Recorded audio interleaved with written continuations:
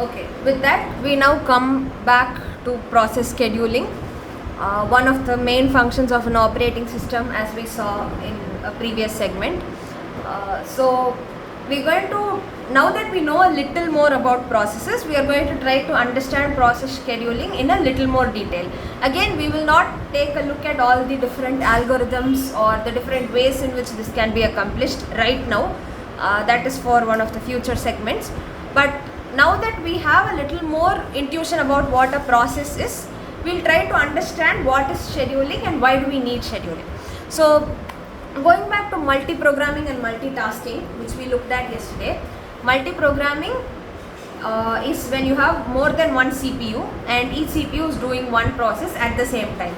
So the objective is to have some process running at all times so as to maximize CPU utilization. So when you have 4 CPUs, it makes sense to try as much as possible to keep all 4 occupied, right? Why do you want to keep one CPU idle for some time and then when you have a process which is waiting to be executed and then give it to a CPU which is already running and overload it, right? So you want to distribute your load evenly and keep all your CPUs as much occupied as possible. Whereas with multitasking or time sharing and multitasking refer to the same thing, which is one CPU frequently switching between processes to give you an illusion of multiple things being done at the same time. So in that case, again, the objective is switch among processes so frequently that users can interact with each program while it is running. So in a multitasking system, which is one CPU doing multiple things or appearing to do multiple things at the same time, the idea is you switch so frequently between tasks that no single task seems to be excessively delayed. This is why you are able to run multiple tabs on your browser or have a browser open and listen to music and work on PowerPoint at the same time, and every window is responding to you as and when you give it some command or input, because the CPU is working quickly navigating all 3 or 4 tabs which are open. So in either case, the idea is there is some switching between tasks or some manipulation of tasks which is happening, right? Either you are mapping a task to a CPU or that is separate tasks being mapped to separate CPUs, or you are juggling different tasks with one CPU. In any case, there is some resource allocation, some mapping, some manipulation of processes which is happening. So that is done by the operating system. So to meet these objectives, the scheduler, which is a part of your OS, selects an available process for program execution on a core. So let me make some terminology clear. Scheduler is basically that segment of your OS which has the functions corresponding to process scheduling. So you can assume scheduler is your OS because it is the OS which is doing the scheduling. Core is basically CPU. So when I say multi-core system, it means it has multiple CPUs. So core, CPU and processor are interchangeable terms. And when I say available process, I refer to a process which is in the ready state. So any other state means there is some dependency or some waiting element involved. When a process is in the ready state, we say it is an available process. So what is happening here?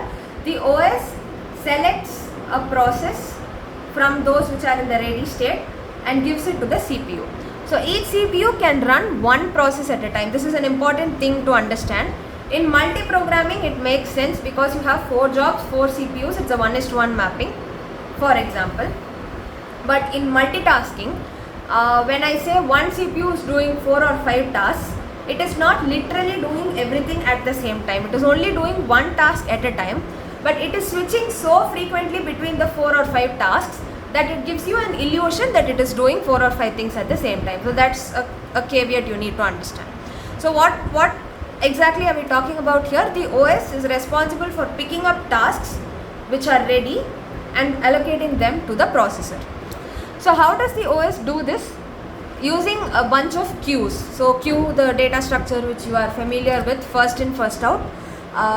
So we have a bunch of queues in which we put our processes depending upon certain conditions we will be looking at, and from those queues your OS will pick processes and it will allocate them to the CPU. So we'll first see what are the 3 main types of queues: ready queue, input output queue, wait queue. Note that these are not the only queues which are used in a CPU. There are other subtypes, but these are the most important. So for the purposes of our discussion, this should be sufficient. So ready queue, as the name suggests, contains processes that are ready for execution and must be allocated to the CPU. So if you go back to our state life cycle diagram, any process which is in the ready state gets pushed into the ready queue. It waits there, and from there it is picked up by the OS and allocated to a CPU. Input output queue is for processes that need some input output involvement. Wait queue is for processes that are currently on hold. Waiting can be because of some dependency, like P1 must be finished before P2 can be started, that kind of dependency.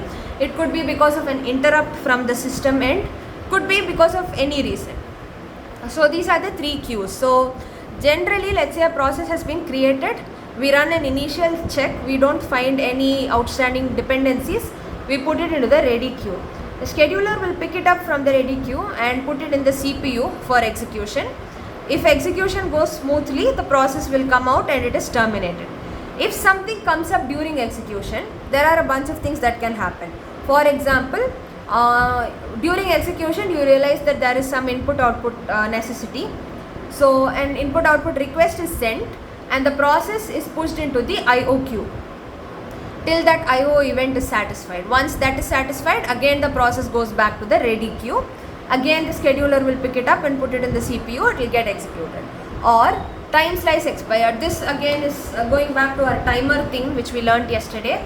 If the timer for that process gets expired, the process is pushed out of the CPU and into the ready queue, where it will wait until it gets its turn again. Or there could be a child process. The part of the process's instructions could have necessitated that a child be created and the child should be executed first before this process can continue. It all depends on the process, right, and on the process's code. So the child is created, you have to wait queue. While the child terminates, the process is put in the wait queue. Once the child terminates, you go back to the ready queue. Or some interrupt happened, again you are in the wait queue until the interrupt is serviced, then you go back. So basically the idea is, when a process is ready for execution, it is put in the ready queue, and then any other and then it is picked up by the OS and given to the CPU, and if everything goes well, it gets executed and goes to the terminated state. If any sort of hindrance comes up, it is taken out of the CPU and it is put in one of the corresponding queues until that situation has been dealt with. Then it goes back to the ready queue and the same process repeats. If you link this with the state life cycle diagram we saw, again there is the ready thing, the scheduler puts it in the running state, and then whether it's an interrupt or input output or whatever, that is serviced and it comes back to the ready state. Again the scheduler takes it to the running state by allocating it to a processor, and then it finishes running and terminates. That is exactly what we see in this diagram.